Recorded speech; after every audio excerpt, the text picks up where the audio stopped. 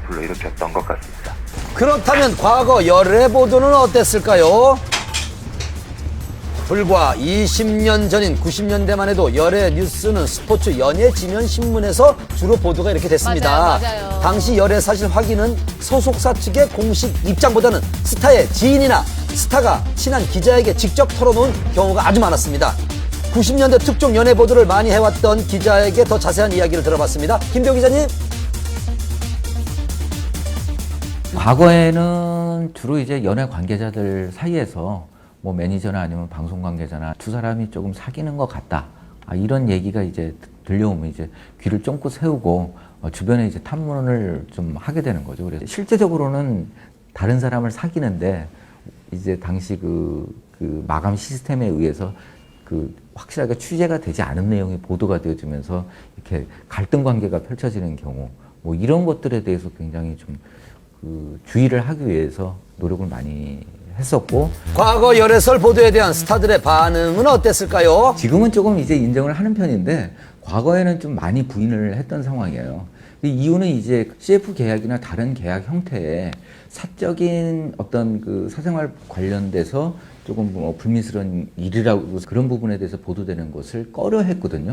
이후에 부인하는 스타들의 대응책으로 등장한 연애 보도 트렌드, 바로 2000년대 후반부터 현장 포착 사진이 대세를 이루었습니다. 일명 파파라치 컷 취재 방식인데요. 한편에선 사생활 침해가 아니냐는 우려의 목소리도 있었습니다.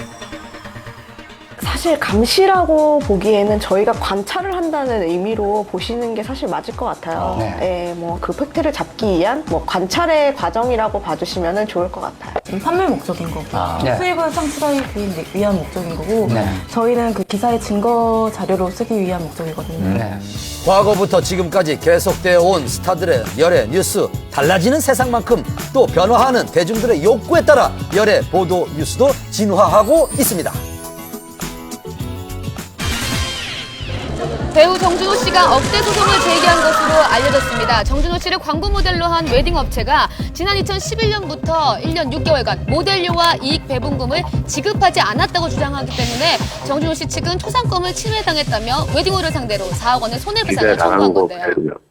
소속사 연예인들 이제 초상권을 사용하시다 보니까 사무실에서 이제 초상권 사용 방지를 위해서 소송 제기를 한 겁니다.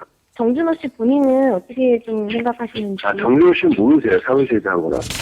정준호 씨를 모델로 기용했다는 충남 아산의 한 웨딩홀, 검색을 통해서도 쉽게 찾을 수 있었는데요. 해당 웨딩홀의 입장을 들어봤습니다.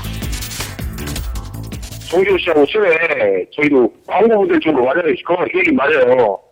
사업을 같이 했으면 좋겠다는 그런 뉘앙스를 주장해서 그래서 저희하고 이제 계약서를 썼어요. 아예 돈 안 주고 상권을 수확하는 쪽으로 얘기를 하는데 그건 다 터무니없어 너무 없잖아요. 계약서를 작성하고 초상권을 합법적으로 사용했다는 웨딩업체 측 입장, 초상권을 침해당했다는 정준호 씨 측 입장, 양측 입장이 팽팽하게 맞서고 있는 상황인데요. 사실 연예인들의 초상권 침해 문제는 오래전부터 논란이 되고 있습니다. 최근은 억대 소송까지 이어지고 있는데요. 그렇다면 초상권 사용 왜 이렇게 논란이 되는 걸까요? 많이 논의가 되고 있는 초상권, 퍼블리시티권 문제는 재산상의 문제예요. 종전에는 우리가 초상에 대한 권리는 어떤 인격적인 권리로 생각했습니다. 그런데 세월이 흘러가면서 이 초상이 연예인의 초상, 연예인 이름, 연예인의 어떤 독특한 제스처, 유행어가 된 거, 그것이 그 연예인의 재산권이라는 식으로 인식이 달라졌죠. 문화에 대한 사람들의 인식이 달라지면서 초상권의 범위도 넓어지게 된 건데요. 이제는 말과 행동까지 재산권으로 보호해야 한다는 의식의 변화가 온 겁니다. 배우 이영애 씨 또한 이 같은 초상권 문제로 분쟁 중에 있습니다. 이영애 씨 측은 지난 2011년 한 김치업체 광고가 이영애 씨의 대장금 출연 당시 이미지를 무단 사용했다고 밝혔는데요. 그러나 해당 업체는 계약상 문제가 없다며 이영애 씨를 명예훼손으로 고소한 겁니다. 이에 이영애 씨 측은 사실관계를 밝히고 강력히 대응하겠다고 입장을 밝혔는데요.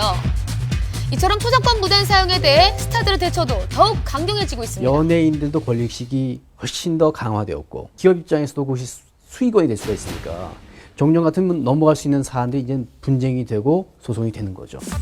이렇듯 초상권 사용은 이미지 훼손뿐만 아니라 경제적 부당한 이익을 취할 수 있기에 더 예민하고 큰 문제가 되고 있습니다. 대표적인 예가 성형외과의 무단 사진 도용인데요. 성형외과에서 한 번은 이제 제 얼굴을 사진을 놓고 눈은 어떤 방법으로 성형을 했고 코는 어떤 방법, 턱은 어떻게 했다라고 포스팅을 한 거예요. 3년 만에 재판이 끝나고 승소했어요.